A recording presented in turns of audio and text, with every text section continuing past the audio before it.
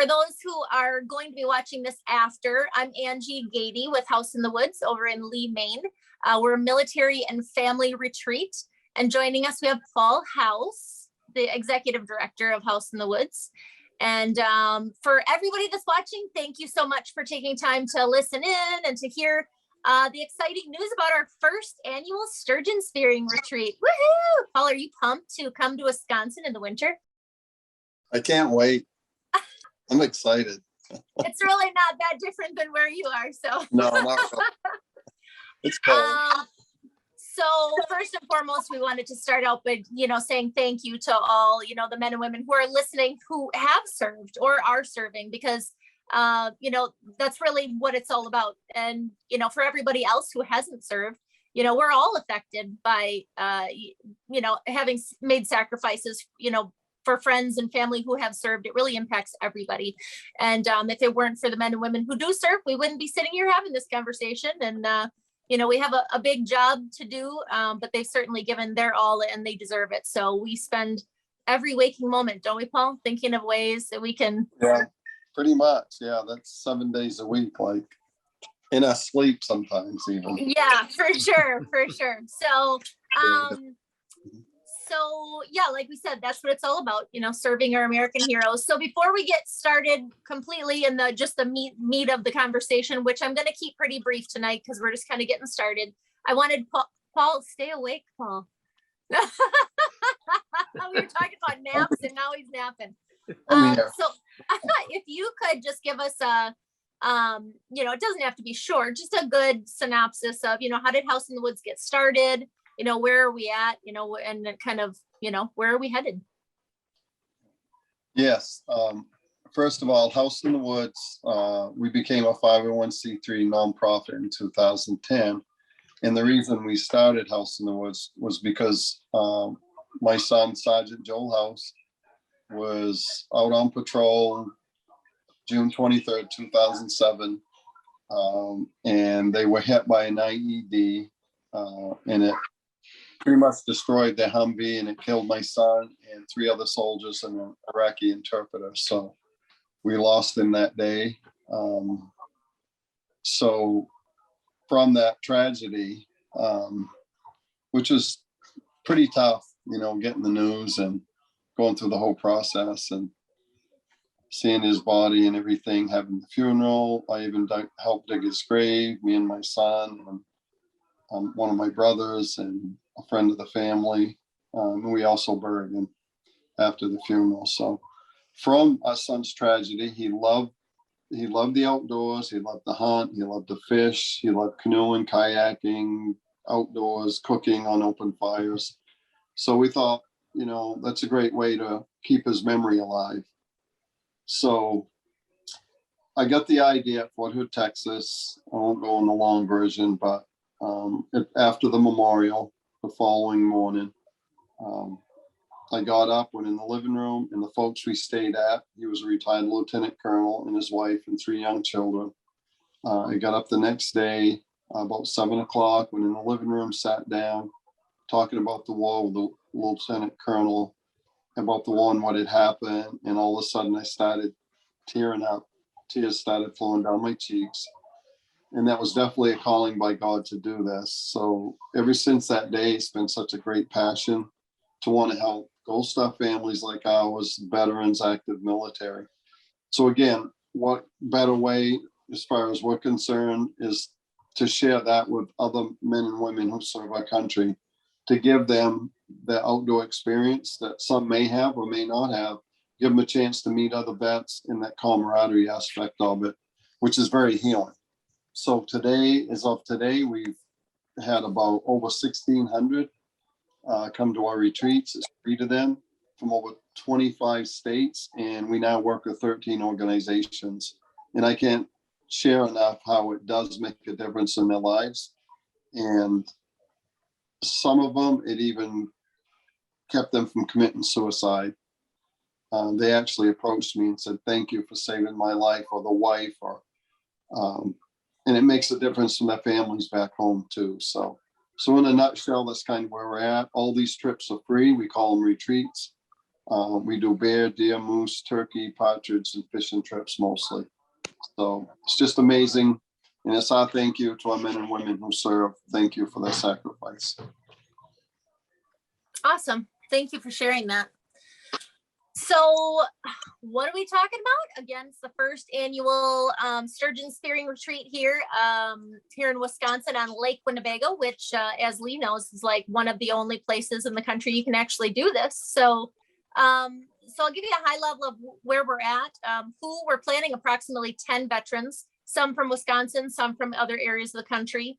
We have an extensive interest list and many, many veterans in need. So the question is not where can we get more veterans, it's how can we host more veterans, So the plan is 10. So currently we're in search of 10 shanties. And obviously we're wanting more. So even if we get to 10, I'm really going to be continuing to ask people to ask around, because who knows if we could get 20 or we could get 25 shanties or people that are interested. We want to serve as many as we can. So if you know anyone with a shanty or willing to, let a vet sit with them for that first weekend, I'll get down to the dates here. But we're really just doing it that first Friday, Saturday, Sunday, essentially, the sturgeon spearing on Saturday and Sunday. So again, it's a community event. So it's not just for the vets that we're signing up. It's not just for the volunteers that are participating. It's if there's veterans in the area, Paul, I'm looking at your belly. Yeah, there you go. I flipped the camera around. I was gonna say then you could take a nap because we couldn't see you. I'm really gonna hopefully, be encouraging other veterans to come out, to different locations that we're gonna plan on being. Hero Hut's gonna get involved. I've already spoken with them. Trying to make locations where other veterans can come and get, collaborate with some of the organizations that are going to be there to chitter chat with other vets. Today we had a coffee with veterans at the lodge, and I can't tell you how many people come back and say, just being present. They don't even have to be fishing or hunting. Just being with other veterans truly is saving lives. So it's the smallest of small things, so the more people we can get out there, the better. The plan tentatively is to meet at Jim and Linda's for breakfast in the mornings. Generously, Lee Schneider has volunteered to assist with that cost, and I'm going to be approaching Jim and Linda's as well. So we'll approach them first and go from there. Each morning, our plan at this point would be to leave Jim and Linda's out from that location. Gruit's here in Brillion has volunteered to let us use a few side-by-sides. I'm going to be reaching out to the ATV clubs to see if, or snowmobile clubs, sorry, to see if they might want to participate, get involved, because we never know until, you never know, but we never know until the day comes how the ice is going to be, the conditions and stuff like that. And Lee, jump in if you have any comments on any of the stuff as I'm going. Just yell. I tend to talk fast, so. Nope, go ahead. You're doing fine. Yeah. So some of this, we'll obviously have to wait until we get a little closer, but, so the plan would be to have them come in on Thursday, February 10th, do the cut-ins on Friday, have dinner at Schumacher's Shanty. They've generously donated their space and pizzas for us for our opening evening. We have a speaker, a veteran who has been on several tours, has quite an extensive history, and is very, very willing to share his experience on why these outdoor retreats are so critical, like life-saving, honestly. And he's a good example of that. We'll have some raffles and different things going on, and then we'll spear on Saturday and Sunday, and hopefully a couple people are able to get their hands on one. So how are we going to go about doing it? I'm sure everybody's wondering. Obviously, it goes without saying, we're a nonprofit, 501c3 since 2010. So we rely solely on volunteers, on donations, sponsorships, and word of mouth. I mean, every little bit helps. Even if somebody can simply spread the word about what's going on, you never know who's going to hear about it and who's going to be willing to step in. So we're going to have at least a few people coming from out of state. We'll be purchasing the tags by the end of October. I'm currently looking for hotel rooms, a place for 7 hotel rooms. So I approached Holiday Inn and a few of those at this point, but continuing to reach out. As I mentioned, we're in need of 10 shanties. And the supplies that go with that. Now, Lee, this is a good question for you. Would it be right in saying if somebody has a shanty, they probably have the spear and a decoy, or is there anything else needed for something? Typically if a guy's gonna have a shanty, if they're gonna, donate the use of a shanty or whatever, they're gonna have all the equipment to go along with Okay. it. And I do have contacts, with everybody that I know that some of these guys have extra equipment as well. So if we do run into a pinch or whatever, I'm sure we Okay. can round stuff up. Sounds good. That's wonderful. Make a note of that. As far as food goes, like I mentioned, we've had a few donations for dinners and breakfast and stuff like that. So I guess my next step is really kind of a dinner on Saturday and Sunday, but I'm approaching the Sturgeon Spectacular team to see if maybe there's something they'd be willing to help with. So there's a lot of things that are there's a lot of opportunities just amongst the people that I know already. So we'll see what happens there. And then budget, I do have a broken down budget. And some of this is, food and lodging and a bunch of things that I'm hoping that we'll get donations for. So if we had to pay for it, aside from shanty rentals, which obviously that would be expensive, I estimated around $9,000 for everything. Again, it's not going to be that much, I don't believe, because we've already had some donations for some meals. So, but just to give a rough number in case some company was like, well, how much is it going to cost to put this on? If we had to pay for everything, it would be roughly $9,000. If we pay to bring in half of those guys. Angie, what about sleeping quarters? Do we have any contacts on that yet, or I've reached out to a couple hotels. Yep, I'm trying actually to get one that has a pool or something like that, because trying to plan for a plan B, plan C in case weather conditions are bad. If it's not good for sturgeon spearing, I kind of talked to a couple people that said, well, maybe they could just ice fish. We have other pop-up shanties that maybe you could put 2 or 3 guys in a shanty and we could do some other ice fishing. But if the conditions are real bad and we didn't know in advance, obviously, if it kind of just comes to it and we have people around, I hope that maybe if we get a hotel with a pool and a Holiday Inn has a nice big area for people to kind of gather together, that you could make the best of it and at least, be able to hang out or something. So I'm working on that. Tub would be good. If I'm asking, make sure I get a hot tub. Yeah. Well, if it's going to be cold, we want to be warm. I like the way you think, Paul. Yeah, it is cold. So. So the next step is really kind of just what we're doing here, just the networking and collaboration, working together to help more people. And Wisconsin is full of generous people. And we're also full of veterans. So I'm 100% that just with sharing the conversation, we're going to be able to connect with a lot of good people that are going to be able to get involved. There's been a bunch of organizations already that are involved. I can't name them all on here just because there's been quite a few, but for anybody listening, just keep it in mind. If you aren't able to participate or volunteer, just ask around, talk to friends and family, see if, or the place that you work, sometimes they like to give donations for veteran retreats and stuff like that. So we're also kind of talking about fundraising ideas, planning to do some fundraisers, planning to put out some coin jars, like in some of the bars, restaurants, VFWs, maybe Eagles Club or something like that. So we'll be doing some of that. Getting down to, like, what can you do? What can people do? Talk to your friends and family, share the desire to make it the best that we can for these guys and gals.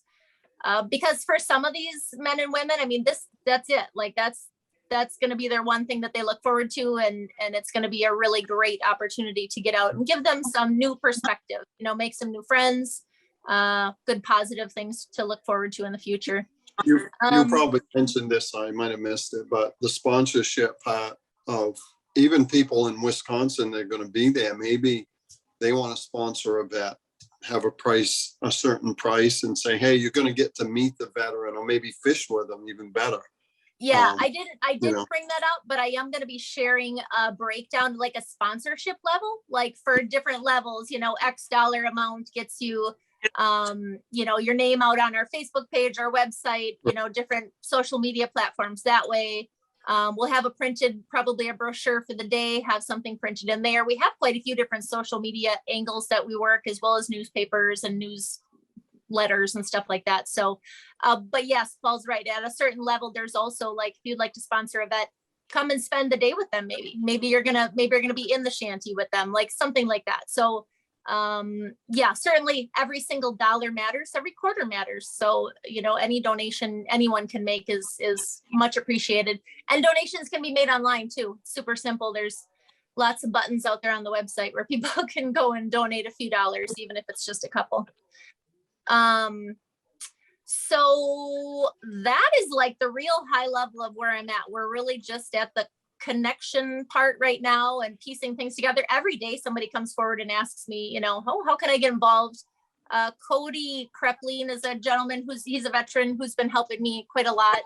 He has a meeting with the Quinney Fishing Club in a couple weeks. And so every day it's just like somebody talks to somebody new, and the more that we share this stuff out in the near future, the more conversation that's going to come about. So there are some other people doing, taking veterans out, and a few of them have showed interest in wanting to collaborate. So hopefully that will help us, we can pool some resources and stuff. So, but one thing Paul was saying earlier about, just what a big impact it is. And I just wanted to leave you guys with a comment that we reference a lot because it really tells a lot.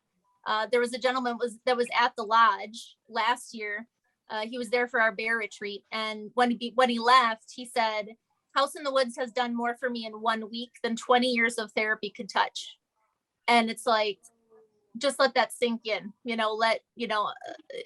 for those of you who are veterans who are listening,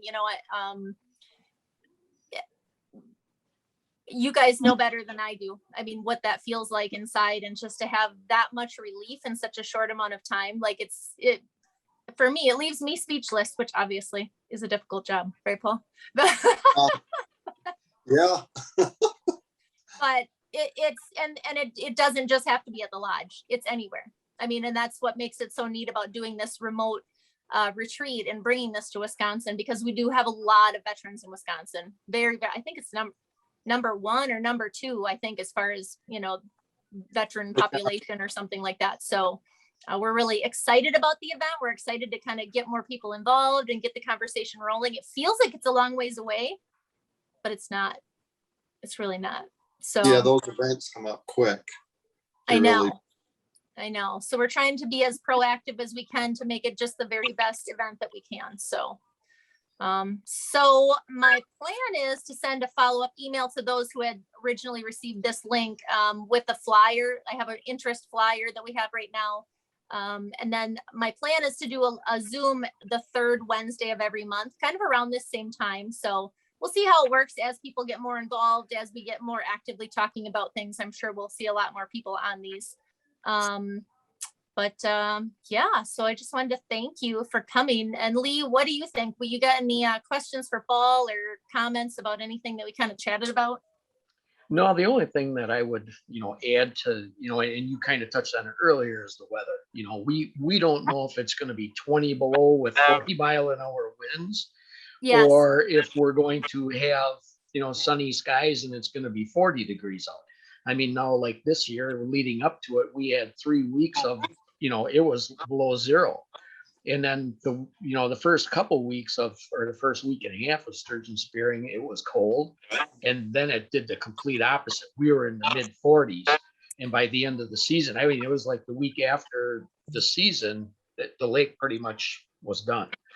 Yes. So if we're going to, as far as depending upon what you want to do, and I know we had kind of chatted a little bit about, if we were going to maybe set up a tent on the lake and do a fry out or something, if some of this other stuff didn't pan out, that is one thing we're going to have to really keep in mind and an eye on, is what the weather is going to do, because it's going to play a big part in what we do out there. Because I know even for us, after we get done spearing, a lot of times we plan on drilling out on the lake and stuff, and those plans have they've changed very rapidly.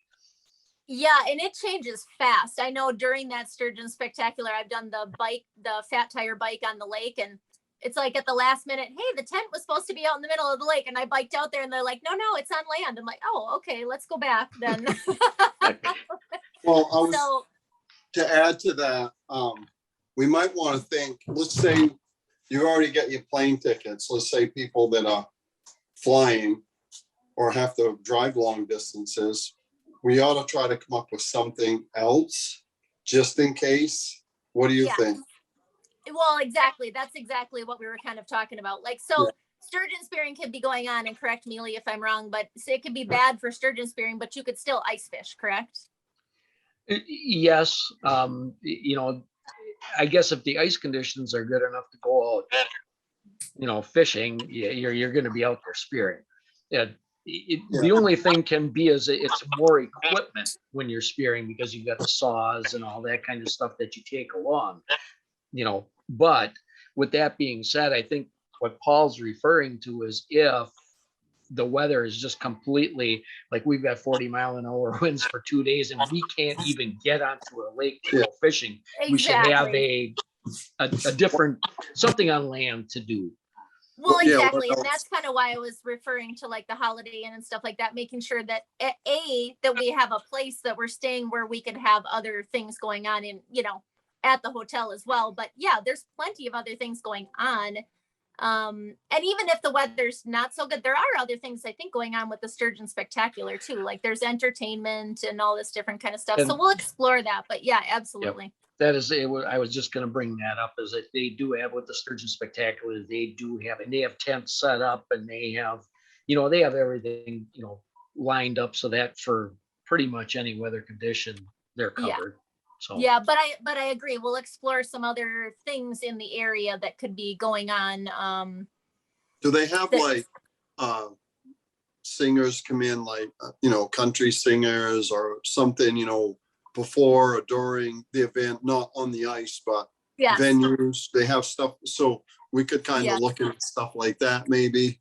That's what we were saying, was there's still plenty of stuff on land that's going on. So even if they aren't fishing or spearing, then there is a lot going on that weekend. Yeah.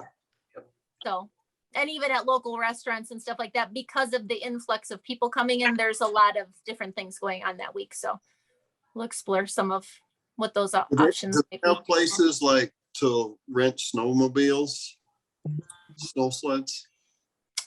Yes, but I don't know what the availability would be based on the fact that it's sturgeon spearing. I'm sure probably a lot of stuff will probably be loaned out, will already be rented out, but that might be something too. Actually, one of the guys in my group, he's really big in one of the local snowmobile clubs.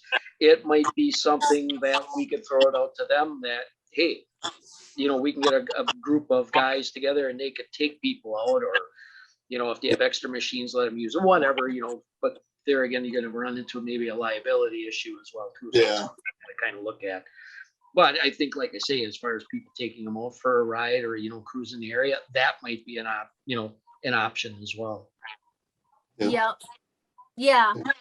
There's all sorts of different things, because it can be good weather, but the ice is not good. So, I mean, you could also go places like Ledgeview. They got, you know, snowshoeing and all this different kind of stuff. I mean, there's tons of different things you could be doing during the day if, you know, if it gets to that point. But so, yeah, we'll kind of brainstorm like a whole bunch of different ideas, because it could be a combination of things. You just never know until the last minute. One question I just thought of, Angie, is is there, or would there be the possibility of, like, would we have anybody in a wheelchair that would be doing this? Because that could present a problem. I don't think it's likely for this event. We do have other retreats where folks are in wheelchairs, but I don't believe that we will, not yet. It doesn't mean that at the last minute we have somebody come forward to fill a spot that may have one. But at this time, I don't foresee that being the issue right now. Okay, I just want to bring that up because the shanties, the openings are, they're, you know, they're not code compliant, put it that way. You know, so we may run into some issues there if we were to have some, but it's not something we can't get around. It's just something that I could put some forethought into. Exactly. No, I like that. And I'm going to add that to the Q&A section, just in case somebody else should ask that same question. So at this time we don't, but if we did have someone, like I said, we're never turning people away because of any sort of handicap or anything like that. We figure it out. So. Right. Okay. It's good. I'm excited. I'm excited to be chatting with more people, and a lot of businesses have, like I said, have come forward and said they're interested, that I've got the Wisconsin Veterans Chamber of Commerce involved, from Fond du Lac. I've got Jason from blah, blah, blah, blah, blah. Salute the Troops. Max Zaruba from Hardwater Freak said he would be willing to help out. We've got some decoy carvers. Some people said that they would help saw holes. Yeah, so a lot of people, lots of people. And that's like just the tip of the iceberg. I haven't even spent all that much time on it. So it just, people are very, very generous and wanting to help out. So Lee, I appreciate you helping out as much as you have already. Yes, Nope. thank you, Lee, No for helping. Not a problem. Not a problem. That's kind of like what I was telling Angie, our show, that's kind of what we do. We try to get people and, introduce them to the outdoors, but we also try to get veterans and handicapped people into the outdoors. Yeah. So it fits right in with what we do. So we're more than happy to help out. And now that I've had this meeting with you and I kind of know, more hands on what's going on, I can send something out to the team. And I'm trying to get as many videographers as I can because I want to get as many guys in the different shanties to cover this whole thing.